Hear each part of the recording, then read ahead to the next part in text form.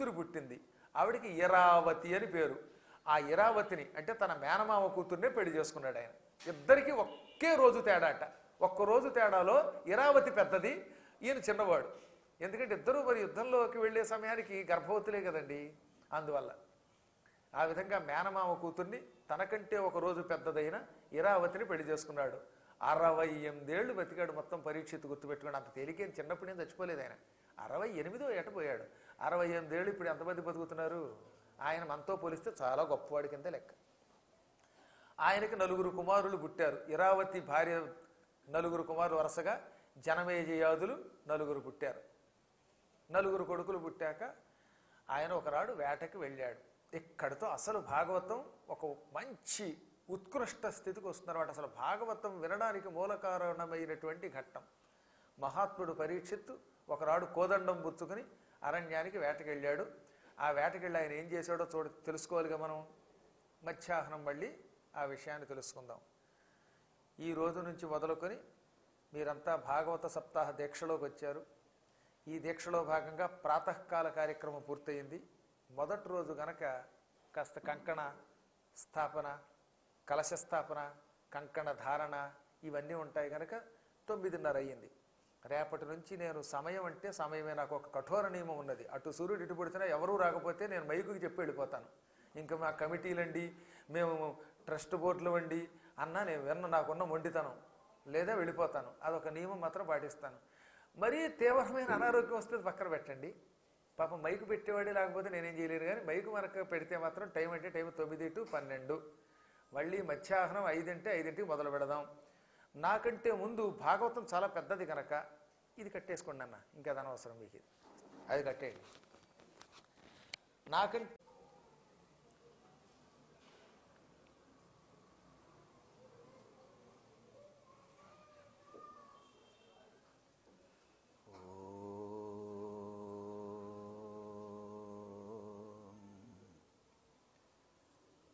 అవిద్యానామంతస్తిమిరమిహిరద్వీపనగరీ జడానాం చైతన్యస్తబకమకరాంధశ్రుతిఝరీ దరిద్రాణాం చింతామణిగుణనికా జన్మజలధౌ నిమగ్నానాం దంష్ట్రామురరిపువరాహస్య భవతి. శుక్లాంబరధరం విష్ణుం శశివర్ణం చతుర్భుజం ప్రసన్నవదనం ధ్యాయేత్ సర్వవిఘ్నోపశాంతయే. వందే గురుపదద్వంద్వమవాంగ్మానసగోచరం రక్తశుక్లప్రభామిశ్రమతర్క్యం త్రైపురం మహః. నారాయణం నమస్కృత్య నరం చైవ నరోత్తమం దేవీం సరస్వతీం వ్యాసం తతో జయముదీరయేత్. సచ్చిదానందరూపాయ విశ్వోత్పత్యాదిహేతవే తాపత్రయ వినాశాయ శ్రీకృష్ణాయ వయం నుమః. యం ప్రవ్రజంతమనుపేతమపేతకృత్యం ద్వైపాయనో విరహకాతర ఆజుహావ. పుత్రేతి తన్మయతయా తరవోభినేదుః తం సర్వభూతహృదయం మునిం ఆనతోస్మి. నిగమకల్పతరోర్గళితం ఫలం సుఖముఖాదమృతద్రవ సంయుతం పిబత భాగవతం రసమాలయం ముహురహో రసికాః భువి భావుకాః. శ్రీకైవల్యపదంబు చేరుటకునై చింతించెదన్ లోకరక్షైకారంభకు భక్తపాలన కళా సంరంభకును దానవోద్ధారక ద్రేకస్తంభకు కేళిలోల విలసదృగ్జాల సంభూత నానాకంజాత భవాండ కుంభకు మహానందాంగనాడ్యంభకున్ శ్రీ కైవల్య పదంబు చెరుటకునై చింతించదన్. కట్టేయండి పైన, అది కట్టేయండి. ఒకసారి అందరూ కూడా నేను చెప్పినట్టుగా పలకండి. గోవింద గోవింద గోవింద. గోవింద నామస్మరణతో శ్రీమద్ భాగవతాన్ని ప్రారంభించుకుందాం. గోవింద అనే శబ్దం పరమాత్ముడైన శ్రీకృష్ణుడికి ఎందుకు వచ్చిందో భాగవతం దశమ స్కంధంలో వివరించుకుందాం. భాగవతం ఎందుకు వినాలి, ఎందుకు చదవాలి? శ్రీ కైవల్య పదంబు చేరుటకునై అని ప్రారంభంలోనే పోతన గారు చెప్పారు. పరమాత్మ తప్ప నాకు ఇంకేమీ వద్దు అనే దానిని కేవలము అంటారు. కేవలస్య భావం కైవల్యం. నాకు శ్రీకృష్ణుడు తప్ప మరొకటి వద్దు, నాకు అన్నం పానీయం నిద్ర సమస్తం కేవలం శ్రీకృష్ణుడే అని ఎవడైనా భావిస్తే వాడు కైవల్యం పొందినట్టే. నిజానికి కైవల్యం యొక్క భావ ఏమిటి? కేవలం పరమాత్ముడు తప్ప నాకు ఇంకేమీ వద్దు అనుకోవడమే. ఇలా అనుకున్న వాళ్ళు ఆయన సన్నిధానానికి వెడతారు, కానీ అక్కడ శాశ్వతంగా ఉండకపోవచ్చు. జయుడు విజయుడు అని ఇద్దరున్నారు. విష్ణువుకి కాపలా కూడా కాశారు వాళ్ళు, ద్వారపాలకులు. అయినా శాపం పొంది భూలోకంలో పుట్టవలసి వచ్చింది. కాబట్టి కైవల్యము పొంది కూడా భూమికి దిగొచ్చిన మహాత్ములు చాలామంది ఉన్నారు. తిరిగి భూమికి రాకుండా నిరంతరం పరమాత్మ సన్నిధానంలో ఉండాలంటే దానికి శ్రీ కైవల్యము అని పేరు. అందుకనే పోతన గారు ప్రారంభంలో నాకు కైవల్యం కాదు శ్రీ కైవల్యం కావాలి, ఒకసారి ఆయన దగ్గరికి వెళ్ళాక ఇక నేను తిరిగి రాకూడదు, ఆ పరమాత్ముని సన్నిధానంలో నిరంతరం బ్రహ్మానందం పొందాలి అని కోరుకున్నాడు ఆయన. అందుకే భాగవతం వ్యాసుడు ఆరంభిస్తూ జన్మాద్యస్య యతోన్వయాది తరతశ్చార్థేష్వభిజ్ఞ స్వరాట్ అన్నాడు ఆయన్ని. స్వరాట్ తనకి తానే ప్రభువు, ఆయనకి వేరే ప్రభువు లేడు. ప్రతి వ్యక్తికి పైన ఒక అధికారి ఉంటూనే ఉంటాడు. ఎంత గొప్పవాడైనా వాడికి పైన మరొక చక్రవర్తి ఉండి తీరుతాట. కానీ భగవంతుడు వాసుదేవునికి పైన మరొక అధిపతి లేడు. అందుకే తనకు తానే ప్రభువు కనుక స్వరాట్ అన్నారు. ఆయనని ఎందుకు ధ్యానం చేస్తున్నామంటే సత్యం పరం ధీమహి, ఇది మత్స్యగాయత్రి మంత్రం అని పిలువబడుతుంది. భాగవతం ప్రారంభమే సత్యం పరం ధీమహి అనే శ్లోకంతో వ్యాసుల వారు మనకు అందించారు. ఈ చరాచర జగత్తంతా ఒకనొక పరమాత్ముని చేత నింపబడి ఉన్నది. ఆయన అంతటా ఉంటాడు, ఇక్కడ అక్కడ అనే తేడా లేకుండా అణువు మొదలుకొని బ్రహ్మాండంలో ప్రతి వస్తువులో ఉన్నాడు. నాలో ఉన్నాడు, వినే మీలో ఉన్నాడు, మీ చెవులలో ఉన్నాడు కాబట్టి మీరు వినగలుగుతున్నారు, మీ ముక్కుల్లో ఉన్నాడు కాబట్టి వాసన చూడగలుగుతున్నారు, ఈ గొట్టంలో ఉన్నాడు కాబట్టి ఇది నా శబ్దం మీకు ఇవ్వగలుగుతోంది, మరో మైకులో ఆయన ఉన్నాడు కాబట్టి ఇది రికార్డ్ అవుతోంది. ఇలా ప్రతి వస్తువులో చైతన్య స్వరూపుడై ఉన్నవాడు కనుక ఆయనకి పరాత్పరుడని పేరు. ఆయన మాత్రమే సత్యం, మనం అసత్యం. ఇవాళ పద్మాకర్ గారు ఈ రూపంలో ఉన్నవాడు రేపు పొద్దున్న ఇలా ఉంటాడని నమ్మకం ఉంది. 25 ఏళ్ల క్రితం ఉపన్యాసం చెప్పినప్పుడు నిగనిగలాడే జుట్టుతో ఉన్నాను. ఇప్పుడు చూస్తే ఆ నిగనిగలు కాస్త ధగధగలయ్యాయి. రేపు ఇంకొంతకాలం పోతే ఈ మనిషే ఉండకపోవచ్చు. కాబట్టి రూపాలు మారిపోతాయి, మనుష్యులు ఉండరు, స్థలాలు మారిపోతున్నాయి, పొలాలు మారిపోతాయి. మార్పు సృష్టిలో ప్రతి ప్రాణి యొక్క సహజ లక్షణం. అలా మార్పు లేకుండా సర్వకాల సర్వావస్థలలో ఒకే రకంగా ఎవరైనా ఉంటారా? ఉన్నవాడు పరమాత్మ. అందుకని సత్యం అంటే మార్పు లేనివాడు ఆయన. అటువంటి పరమాత్మని ధ్యానం చేస్తున్నాను, చేస్తే పునర్జన్మ లేని శ్రీ కైవల్యము నేను పొందగలుగుతాను అన్నాడు ఆయన. ఆ కైవల్యం పొందడానికే భాగవతాన్ని వేదవ్యాసుల వారు మనకు అందించారు. శ్రద్ధతో మనస్సుని అటు ఇటు చెదరనివ్వకుండా నిరంతరం భాగవత కథ వినేటటువంటి వాడికి ఈ జన్మలోనే మోక్షం వస్తుంది, మళ్ళీ వాడు పునర్జన్మ పొందక్కర్లేదు. దీన్ని మహానుభావులైన ఋషులు 88,000 మంది ఒకప్పుడు నైమిషారణ్యంలో విన్నారు. భాగవతం ఆరంభమే నైమిషారణ్యంతో మొదలవుతుంది. ఒకప్పుడు పుణ్యం వై మునివల్లభ గణ్యంబై కుసుమ ఫల నికాయోత్థిత సాద్గుణ్యమై నైమిషాఖ్యారణ్యంబు నుతింపదగున అరణ్యంబులలోన్. ఒక అడవి ఉన్నది. ఈ అడవి పుణ్యమునకు నిలయం. అక్కడెప్పుడు పాపకర్మలు చేసేవాళ్ళు ఉండేవారు కాదట. ఒకవేళ పాపాత్ముడు అక్కడికి అడుగు పెట్టినా వాడు పుణ్యాత్ముడు అవుతాడు. పాపాత్ముడిని కూడా పుణ్యాత్ముడిగా చెయ్యగలిగే అరణ్యం, అందుకే దానికి పుణ్యారణ్యం అని పేరు. ఈ భూమండలంలో 12 అడవులు ప్రధానమైన ఉన్నాయి. వాటికి 12 అరణ్యములు అని పేరు. దండకారణ్యం, నైమిషారణ్యం, వింధ్యారణ్యం, హిమాలయారణ్యం, పుష్కరారణ్యం, ఉత్పలారణ్యం, జ్ఞానారణ్యం, ఇవన్నీ మొత్తం ప్రసిద్ధికెక్కిన 12 అడవులు. వీటిల్లో ఒకదాని పేరు నైమిషం. ఇది పరమపుణ్యమునకు నిలయం. అక్కడికి అడుగుపెట్టిన పాపాత్ముడు కూడా పుణ్యాత్ముడు అవుతాడు. అక్కడికి అడుగు పెట్టడమే పుణ్యం. ఎందువల్ల ఆ అడవికి అంత పుణ్యత్వం వచ్చింది? అది బ్రహ్మగారి మనోమయ చక్రం వల్ల సృష్టింపబడింది. రెండవది, మహాత్ములు ఎక్కడికైనా పదే పదే అడుగు పెడితే వాళ్ళ పాదాల కింద ఉన్న దుమ్ము అక్కడ పడి ఆ స్థలం పవిత్రమవుతుంది.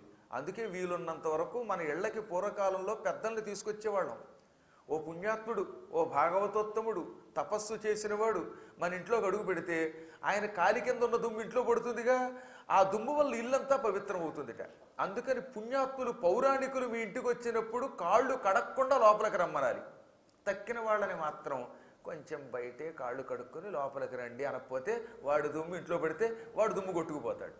ఎందుకంటే వాడికి ఒక మంచి స్థలం, పుణ్యభూమి కేటాయించు అని మేమంతా ఋషులం ఒకనాడు బ్రహ్మ దగ్గరికి వెళ్ళి అడిగాం.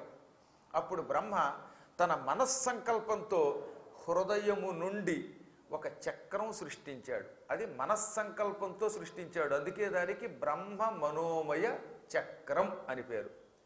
చాలామంది విష్ణు చక్రం అంటున్నారే, ఉట్టి అబద్ధం. విష్ణు చక్రం ఎప్పుడూ నేల మీద పడదు, పడితే విరగదు. కాబట్టి అది విష్ణు చక్రం కాదు, బ్రహ్మ మనోమయ చక్రం. పురాణములు అలాగే చెప్పాయి, భాగవతంలో అలాగే ఉన్నది. బ్రహ్మగారు అలాంటి ఒక చక్రం సృష్టించి ఋషులకు ఇచ్చాడు. ఋషులారా, ఇది నా మనస్సు నుంచి పుట్టిన మనోమయమైన చక్రం. ఈ చక్రం నేను భూమి మీదకి విసిరేస్తున్నాను. ఇది దొల్లుకుంటూ బ్రహ్మలోకం నుంచి భూలోకానికి వెడుతుంది. ఈ చక్రం ఎక్కడ ముక్కలై పడిపోతుందో ఆ ముక్కలై పడిన స్థలం పరమ పవిత్ర స్థలం అవుతుంది. అక్కడికి కలిపురుషుడు అడుగు పెట్టడం. అడుగు పెట్టిన పాపాత్ముల్ని కూడా బాగు చేస్తాడు తప్ప పుణ్యాత్ముల్ని పాడు చెయ్యడు. ఆ స్థలంలో మీరు పురాణాలు వినండి, యజ్ఞములు చెయ్యండి, తపస్సు చెయ్యండి, ధర్మకార్యాలు చెయ్యండి అని ఆజ్ఞాపించాడు బ్రహ్మ. వాళ్ళంతా బ్రహ్మకి నమస్కరించారు. అప్పుడు బ్రహ్మ చక్రం కిందకి విడిచిపెట్టాడు. ఆ చక్రం మహావేగంగా భూలోకానికి వచ్చి భూమి మీద ఒక ప్రాంతంలో పడి ముక్కలు ముక్కలైపోయింది. ఆ చక్రం చుట్టూత ఇనుముతో తయారు చేసిన ఒక బద్దీ ఉన్నది. పూర్వకాలం ఎడ్లబళ్ళ చక్రాలు చూశారుగా మీరు, ఇప్పుడంటే టైర్లు వచ్చాయి. కానీ పూర్వం కొయ్యతో తయారు చేసిన చక్రం, చక్రం చుట్టూత ఇనుముతో తయారు చేసిన ఒక బద్దీ ఉండేది. ఆ ఇనుముతో తయారు చేసినటువంటి ఫ్రేముని, బద్దీని సంస్కృతంలో నేమి అంటారు. ఆ నేమి భూలోకంలో విరిగిపడిపోయిన స్థలమే నైమిషము. ఎత్ర నేమిహి సంశీర్యతే తదేవ నైమిషం. ఎక్కడ నేమి విరిగిపడిందో అదే నైమిషం. నైమిషం అని పేరు కలిగిన అడవి గనక నైమిషారణ్యం. ఎందుకు నైమిషం అంటే ఇనప మొక్క విరిగిపడిపోయిన స్థలం. అది మామూలు ఇనుము కాదుగా, బ్రహ్మగారి మనస్సంకల్పంతో తయారైన చక్రము చుట్టూతా ఉన్నటువంటి బద్ది. అందుకే ఆ స్థలం అంత పవిత్రమైనది. ఆ అడవి 96 చదరపు మైళ్ళ విస్తీర్ణంతో ఉండేదట ఆ రోజుల్లో. అందుకే ఋషులు ఎక్కడున్నా యజ్ఞమునకు అక్కడికే వచ్చేవారు. అదిగో ఆనాడు బ్రహ్మగారు మాకు ఈ అడవిని ప్రసాదించాడు. మనస్సంకల్పంతో తయారు చేసిన చక్రం ద్వారా ఈ అడవిని సృష్టించాడు. మేము ఇక్కడికి అడుగు పెట్టాము. 1000 ఏళ్ళు యజ్ఞం మొదలు పెట్టాం. ప్రతిరోజు యజ్ఞం చేసినప్పుడల్లా భగవత్ సంకీర్తన చేస్తాం. భగవత్ సంకీర్తన కూడా గొప్ప యజ్ఞం. అదృష్టవశాత్తు ఈ సంకీర్తన యజ్ఞము జరుగుతున్న సమయంలో నీవు అడుగు పెట్టావు. నీ రాక మాకంతా ఆనందం కలిగిస్తుంది. ఎందుకంటే పురాణములు వింటేనే యజ్ఞం ఎప్పుడూ సంపూర్తి అవుతుందట.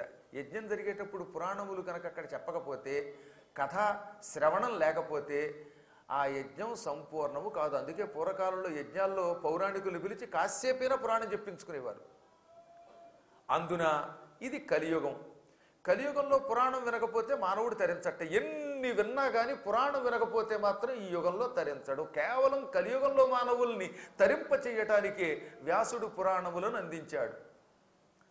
కృతాదౌ బహవో ధర్మాః కలౌ ధర్మస్తు కేవలం పురాణ శ్రవణాదన్యో విద్యతే నాపరో నృణాం. కృతయుగంలో, త్రేతాయుగంలో, ద్వాపర యుగంలో మానవులు తరించడానికి చాలా ధర్మములు ఉండేవి. అందులో ముఖ్యమైనవి యజ్ఞములు, 2 దానం, 3వది ధర్మం, 4 అహింస, 5 సత్యం. కానీ కలియుగంలో ఇవన్నీ అక్కర్లేదట. ఇవన్నీ చెయ్యలేకపోయినా పద్మాకర్ గారు పురాణం చెబుతూ ఉంటే పొద్దుట సాయంత్రం 2 పూట్ల 2 మూళ్ళు 6 గంటల సేపు కదలకుండా, కాళ్ళు అటు ఇటు తిప్పకుండా ఒక చోట కూర్చుని పురాణం వింటే, అంటే నొప్పి పుడితే తిప్పండి పర్వాలేదు, అనవసరంగా తిప్పకండి. మళ్ళీ అలా చెప్పాం కదా అని కాళ్ళు పీకేస్తున్నా సరే చచ్చిపోయినా కదలకుండా ఉంటే మళ్ళీ అదో ప్రమాదం. ఆ తర్వాత మళ్ళీ మీ కాళ్ళు ఇలా విడదీయడానికి నేను రావాలి. కాబట్టి శ్రద్ధగా వినాలి.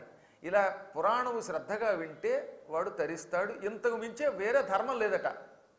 ఈ శ్లోకానికి అర్థం నేను చెప్పక్కర్లేదుగా. కృతాదౌ బహవో ధర్మాః. కృతయుగములో చాలా ధర్మములు ఉన్నాయి మానవులు తరించడానికి. కలౌ ధర్మస్తు కేవలం. కలియుగంలో ఒక్క ధర్మం ఉన్నది. ఏమిటది? పురాణ శ్రవణాత్తు అన్యో విద్యతే నాపరో నృణాం. నృణాం నరులకు పురాణ శ్రవణాత్తు పురాణము వినడము కంటే అపరహ ధర్మ మరొక ధర్మము న విద్యతే లేదు. కాబట్టి కలియుగ మానవులు తరించడానికి కేవలం పురాణమే మూలం. ఆ పురాణం వినాలనుకుంటూ ఉంటే నువ్వు వచ్చావు. కాబట్టి నిన్ను అడుగుతున్నాం, ఈ యుగంలో మేము ఏ కథ వింటే తరిస్తాం?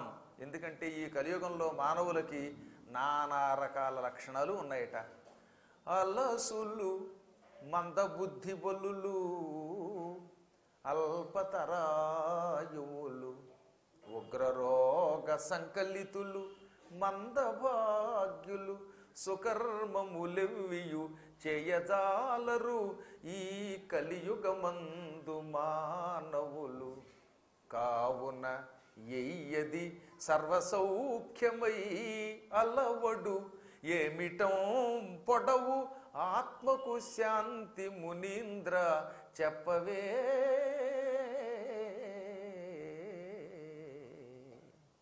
ఈ కలియుగంలో మానవులు అల్లసులు, ఎక్కువ మంది సోమరిపోతులై ఉంటారట. పని చేయడానికి ఇష్టపడ్డం. టమాటా బాత్ తిన్నాక ఎవరన్నా వచ్చి చేయి కడగకూడదా అంటట పాపం. వాడు చేయి కూడా వాడు కడుక్కోలేడు పాపం. మహానుభావులు ఏదో మీలాంటి వాళ్ళు ఉన్నారు కాబట్టి ఇంకా దేశంలో పనులు సాగుతున్నాయి. కానీ 325 మందికి సోమరితనం ఎక్కువగా ఉంటుంది. అవకాశం ఇస్తే ఆటోతో ఈ పురాణం వినేదాకా వచ్చేస్తారు లోపలికి. ఏమండి మేము లోపలికంటే రావాలంటే కాస్త ఆటోకి పర్మిషన్ ఇవ్వండి, నడవలేకపోతున్నామండి అని ఈ కెమెరా వారిని కూడా పక్కకు గంటేసి ఆటో మీద లోపలికి వచ్చి ఆటోమేటిక్గా కూర్చుని మళ్ళీ ఇక్కడే ఎక్కించుకుని ఇంట్లో దేపెడితే ఆనందిస్తారట. లేదా గురువు గారి దగ్గరికి రావడానికి కూడా ఒక రోప్వే వేసి, ఈ మధ్యకాలంలో అలాగే అడుగుతారు చాలామంది, గురువు గారు ఉన్న కుర్చీ దాకా మేము నడవలేకపోతున్నాం, వేదిక ఎక్కలేకపోతున్నాం, స్టేజీ ఎక్కి దండం పెట్టడం కష్టంట. శాస్త్రం ఏమిటంటే పురాణము పూర్తయి స్వస్తి చెప్పాక పూర్వం అందరూ కూడా ఈ ఎడం వైపు నుంచి కుడివైపుకి గురువుకు నమస్కారం చేసుకుని అక్షతలు వేయించుకుని వెళ్ళేవారు. ఈ మధ్యన ఒక ఆవిడంది, ఈ ఎడం వైపు 3 మెట్లు కనపడుతున్నాయండి స్టేజీ మీదకి, అక్కడ మెట్లు ఎక్కి మీ దగ్గరకు వచ్చి మీ దగ్గర వంచి తల అక్షతలు వేయించుకుని మళ్ళీ కిందకి దిగితే మాకు ఆయాసం వస్తుంది, నీరసం వస్తుంది, అందులో నా వయసు 35 ఏళ్ళు, 35 ఏళ్ళకి స్టేజీ ఎక్కాలంటే ఎంత కష్టం అండి, ఏదైనా ఒక రోప్వే వేయించకూడదా ఈ శంకర మఠం వాళ్ళు అందేవాడు పాపం. అంటే అక్కడి నుంచి ఇక్కడికి రోప్వే వేస్తే కుర్చీలలో కూర్చుని ఇక్కడ దాకా వస్తుందిట. ఆవిడ తలకాయ పెడితే ఏదో పెళ్లి కొడుకు నెత్తిమీద జీలకర్ర బెల్లం పెట్టినట్టుగా ఆవిడ నెత్తిమీద నేను నక్షత్రాలు వేస్తే ఆవిడ ఈ పక్క నుంచి మళ్ళీ రోప్వేలో వెళ్ళిపోతుంది అనమాట. ఆహా, ఇది కలియుగం యొక్క లక్షణం. కనీసం వేదిక నడవడానికి కూడా కష్టంగా ఉందట. ఇంకా నయ్యం, నన్నే వచ్చి అక్కడ నక్షత్రాలు వేసి మీరు వెళ్ళి సీట్లో కూర్చోండి అనలేదు, అంతవరకు అదృష్టం. ఈ కలియుగ మానవులు సాధ్యమైనంత వరకు పనులు చేయడం మానేసి సోమరితనంతో కూర్చోడానికి ఇష్టపడతారు. రెండవది మందబుద్ధి బలులు. తెలివితేటలు చాలా తక్కువగా ఉంటాయి, బుర్ర తక్కువగా ఉంటుంది. 2 రెళ్ళంతా 2 రెళ్ళ అండి అని క్యాలిక్యులేటర్ నొక్కుని 2 × 2 4 అండోయ్ అని చెబుతాడట. ఇంకా కొంతమంది అయితే 2 × 2 అండి అనాలి తప్ప తెలుగులో 2 × 2 అంటే తెలియదు. నేను నిజంగానే ఆశ్చర్యపోయాను. ఒక చోట పిల్లని 2 ఏళ్ళు ఎంత అని అడిగితే 2 అంటే ఏమిటండి అంది ఆవిడ. అప్పుడు వాళ్ళ అమ్మాయి, మా అమ్మాయికండి తెలుగు రాదండి, షీ డోంట్ నో తెలుగు, పైగా తెలుగు కూడా కాదు తెలుగు, 2 × 2 అంటే చెబుతుందండి. అప్పుడు 2 × 2 ఎంత అంటే అప్పుడు కూడా 2 × 2 నొక్కు ఉంటుంది అనమాట క్యాలిక్యులేటర్లో. ఇది కలియుగం యొక్క లక్షణం. క్రమక్రమంగా తెలివితేటలు తగ్గిపోతాయి, పుస్తకాలు కంఠస్థం చేసేవాళ్ళు తగ్గిపోతారు. అసలు పోతన గారు అంటే ఏమిటో తెలియని వాళ్ళు ఉన్నారుగా ఈ మధ్యన. రామాయణం ఎవరు రాశారండి, ఎవరు రాసిన రామాయణం చదవనండి అంటుందంటే వాల్మీకి రామాయణం రాశాడని కూడా తెలియని పుణ్యాత్పురాలు ఉందన్నమాట. అది చాలా పాపం. భవిష్యత్తులో మనకు శాపం అది. పూర్వకాలంలో పుస్తకాలు అక్కర్లేకుండా వేదాలు, పురాణాలు, ఇతిహాసాలు, సకల గ్రంథాలు టక్ టక్ టక్ కంఠస్థం చేసి మస్తకంతో అప్పచెప్పేవారు. పుస్తకం చూసి పురాణం చెప్పడం ఏంటి అసలు? అలా చెప్పాడంటే అది అధమ పాఠక, లిఖిత పాఠకుడు అంటారు వాడిని. మీరు చూశారుగా, పాఠకులు అధములు అంటే ఏమిటి? చూసి పురాణం చెప్పడం అంటే చూడకుండా పురాణము చెప్పలేని దుస్థితి కలియుగంలో వచ్చేసింది మానవులకి. దీనికి గల కారణం క్రమంగా బుద్ధి బలం తగ్గిపోవటమే. దానికి కారణం మన బుద్ధి పనికి మాలిన పదార్థాలకేసి వెళ్ళిపోవటం వల్ల. డబ్బు అనే జబ్బు ఎప్పుడు పెట్టిందో అప్పటి నుంచి ప్రజల్లో మార్పు వచ్చేసింది. కాబట్టి కలియుగంలో సోమరులు, రెండోది తెలివితేటలు, జ్ఞాపక శక్తి తగ్గిపోతాయి, మూడవది అల్పతరాయువులు, ఆయువు బాగా తక్కువ.